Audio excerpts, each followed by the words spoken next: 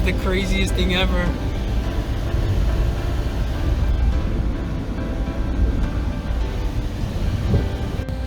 And we are here. I can't believe they allowed me to do it like this. This is so funny.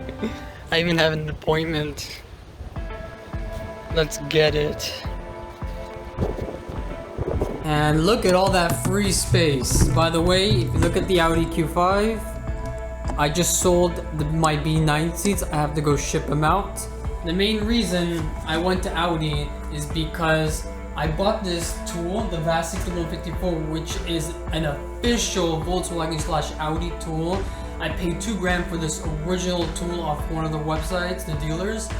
And like, okay, it's a great tool, but you have to buy the software now. The software I was going to be using was Otis. I have to buy a subscription. The subscription costs like $100 a week to $900 a year and something like that. So I did apply, but it's not like completed the whole application process because I have my own business, I have my own LLC. I'm still finalizing paperwork for my LLC, even though I've been having it open for almost a year. And I need to submit documents and paperwork for my business in order to use the Otis software. So that's going to take weeks and months for the application to kick in, and the Audi/Volkswagen of America have to approve me. So I'm like, I can't do this. I thought it was going to be a simple, you know, plugging in. But I just decided, you know what, I'm going to call Audi and see what they say. So I called Audi Pines, in Pepper Pines, and I sent them videos and photos of my project to my service advisor. The service advisor forwarded this to the shop foreman, the manager, and they approved of it. I'm like, oh my god, they actually approved. That's crazy.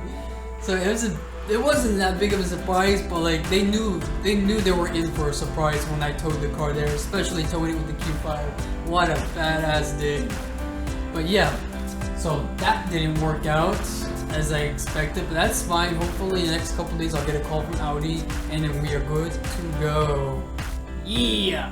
So this is what I did now.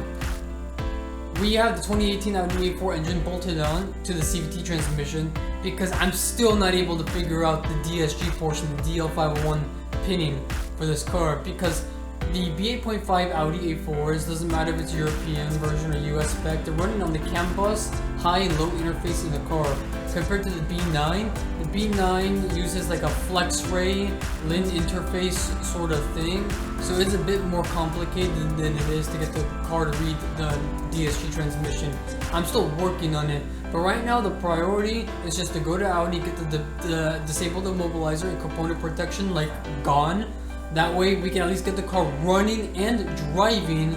Front wheel drive unfortunately, but at least it'll be running and driving, so I could tow it out much easier, so I could drive it up to a lift and do the proper DSG conversion and Quattro all-wheel drive conversion as well.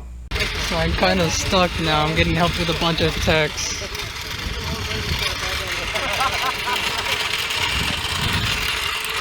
I'm a bit surprised Audi even took this. This is so funny. The trunk latch is broken.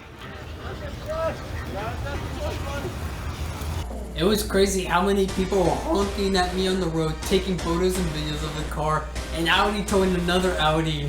This is crazy. And when I showed up to Audi, they were all like, wow, oh my god. They looked at the interior like, oh, they were freaking out. And a lot of people were like genuinely interested in the car. And yeah, it's a project car, so it's not gonna look pretty. The wrap is fading away. There's grease marks on it. I still have some body damage of the car. I now have to wait for the phone call for Audi if it's either good news or not good news. It's like we're almost there. We're almost there.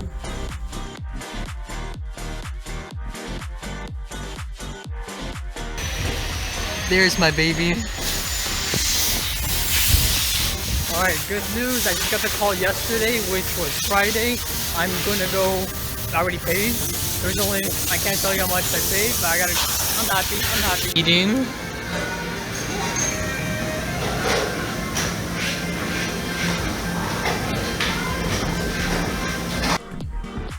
Basically, all they did today was disable or delete the immobilizer or remove it, whatever they did. They programmed the keys, and I think they did component protection as well. So this is the progress we have. Let's see what we got today.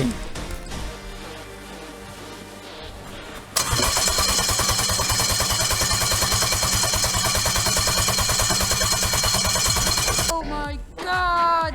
They told me normally they wouldn't accept this kind of project at all, or this kind of work. But since it's just software coding, immobilizer, component protection, they gave me the green light, which is awesome. Since we do know that ZZZ German ECU cranks up the B9 US spec engine, because they're practically the same thing.